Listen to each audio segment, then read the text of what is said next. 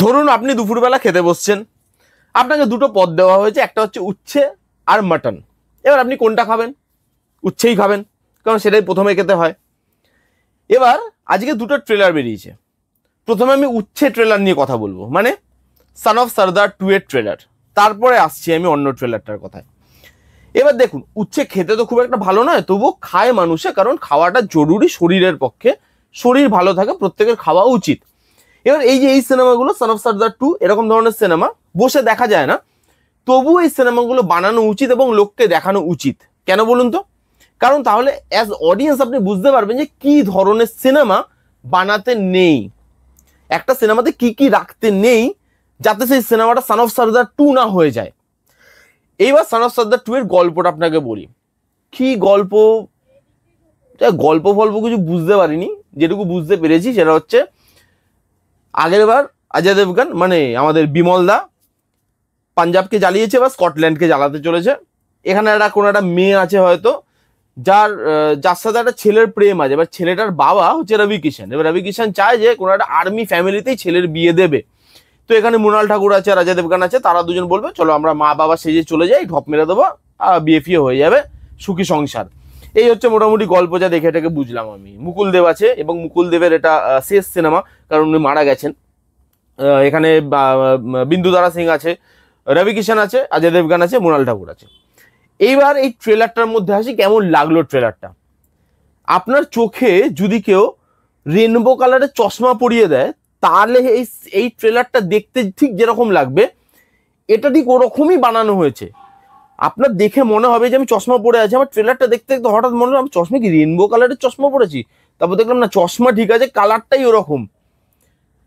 কি কালারের অবস্থা ভাই, পুরো চকচকে করে দিয়েছে, লাল নীল হলুদ সবুজ।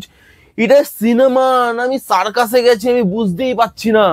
অজয় দেবগনের ক্রিন জিনিসপত্র, কাদি হাসবি লিয়া কারো, তারপরে হাতের এইটাকে এরকম এরকম করছে, কি জিনিসপত্র ক্রিঞ্জ। মানে এই ট্রেলারটা, এমনিতে ট্রেলারটা মানে হাসাতে পারে না আপনাকে, কিন্তু ক্রিন জিনিসপত্র দেখে আপনার নিজের ওপরে হাসি পাবে যে আমি দেখছি এই ট্রেলারটা টাইম নষ্ট করে, আমার ডেটা নষ্ট করে এই ট্রেলারটা আমি দেখছি, এদের নিজের ওপর নিজে হাসি পাচ্ছে। ট্রেলারটা শুরু হচ্ছে একটা বিদেশি মহিলা পোল ডান্স করতে গিয়ে জড়িয়ে জড়িয়ে গেছে, গিট লেগে গেছে। ভাই কি সব সিন দিয়েছে, মানে সত্যি কথা বলছি, কি আছে এই ট্রেলারটার, কি ভেবে মানুষ সিনেমাটা দেখতে যাবে, কি এক্সপেকটেশন নিয়ে দেখতে যাবে, আমি তো সেটাই বুঝতে পারছি না। আর সিরিয়াসলি বলবো, আমি ট্রেলারটা থেকে স্যাটিসফাইড। কেন বলুন তো? কারণ এই ট্রেলারটা থেকে খুব বেশি এক্সপেকটেশন আমার ছিল না, যার জন্য আমি ট্রেলারটা থেকে স্যাটিসফাইড। যা ভেবেছিলাম সেটাই তারা দিয়েছে, 1 ইঞ্চি ওপরেও না 1 ইঞ্চি নিচেও না, একদম যেটা আমি ভেবেছিলাম ক্রিঞ্জ হবে, ক্রিঞ্জি হয়েছে। এটা ট্রেলার না, এটা বমি করেছে লিটারালি। এখানে বাকি যারা যারা আছে তাদের পারফরমেন্স দেখুন, ওরে বাবা, এখানে কি একটা সিঙ্গেল জায়গা যেখানে আপনি হাসতে পারবেন, একটা সিঙ্গেল জায়গা, মানে সেই জায়গা খুঁজতে খুঁজতে আমি 3 বার দেখে ফেললাম ট্রেলারটা। হ্যাঁ, আমি 3 বার দেখেছি ট্রেলারটা, নিজের ওপরই লজ্জা লাগছে, বাট তবুও বলছি, হোয়াট এভার। 3 বার দেখলাম, আমার একটা জায়গাতেও হাসি পেলো না, একটা মোমেন্ট যেখানে ফিল হলো না যে আমি একটা কোনো সিনেমার ট্রেলার দেখছি, মনে করে অ্যাড দেখছি, কোনো অ্যাড যেটা পাঞ্জাবে বেসড।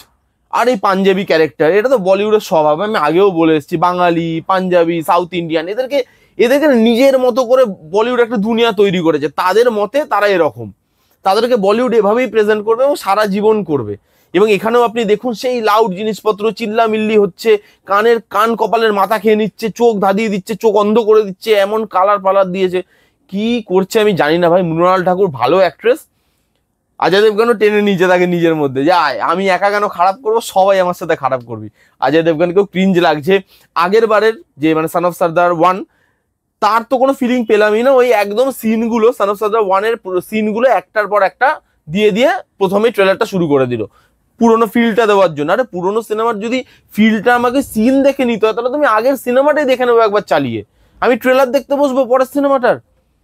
এখানে কোনো জায়গায় হাসি পাচ্ছে না, কাউকে এখানে ভালো লাগছে না, ক্রিঞ্জ লাগছে। প্রত্যেকের ডায়ালগ ডেলিভারি, প্রত্যেকের অ্যাক্টিং থেকে শুরু করে সব জিনিস লাউড ওভার দ্য টপ।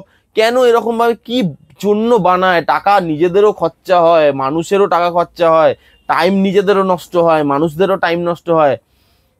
আমি ভাই ট্রেলারটা আমি একদম আমার ভালো লাগেনি। এবার কিছু আছে যারা কমেন্ট করবে আমাকে যে না হেভি ট্রেলার, হেভি হয়েছে। অজয় দেবগন সুপার, বিমল দা, আমাদের বিমল দা, তাদের জন্য ট্রেলারটা ওয়ার্ক করতে পারে, আমার জন্য তো ভাই করেনি।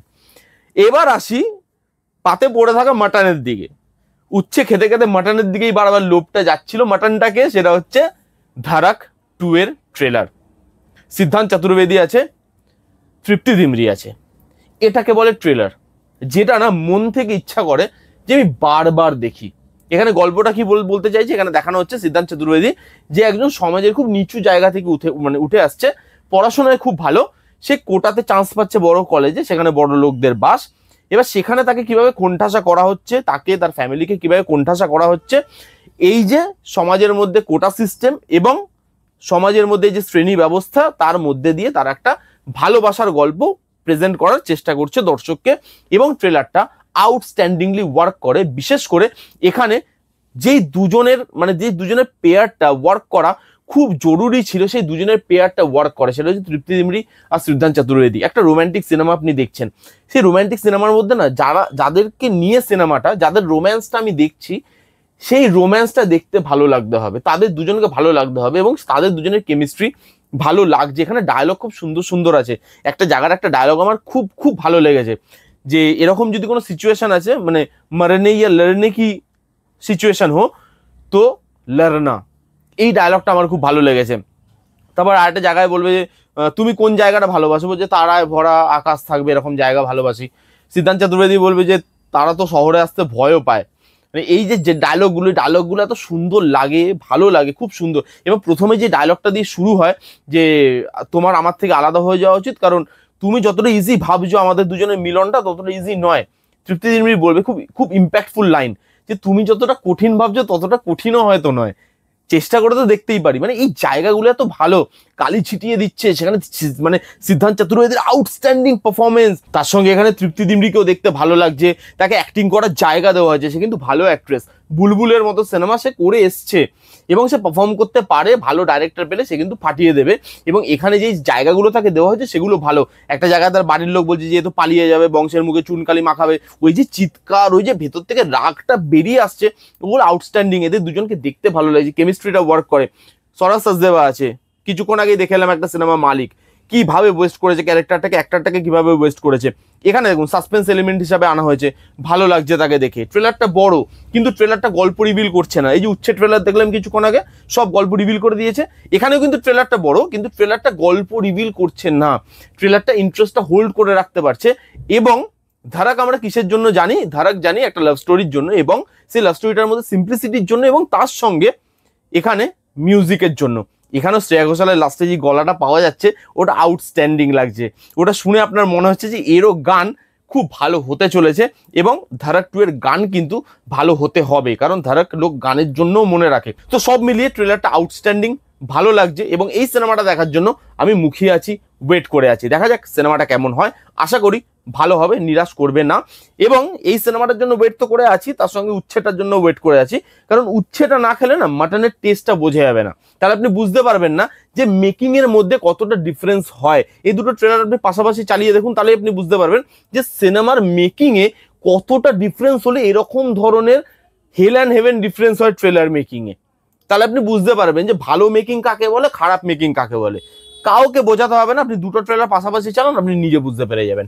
এই ছিল দুটো ট্রেলারের রিভিউ। কারা কারা দেখেছেন আপনাদেরকে মতামত কমেন্ট করে জানান। কেমন লাগলো রিভিউটা জানাতে ভুলবেন না। ভালো লাগলে please give it a Thums up, like করবেন, কমেন্ট করবেন, শেয়ার করবেন, চ্যানেলটাকে মাস্ট সাবস্ক্রাইব করবেন। দেখা হচ্ছে নেক্সট কোনো ভিডিওতে, ততক্ষণ bye bye, take care and be safe.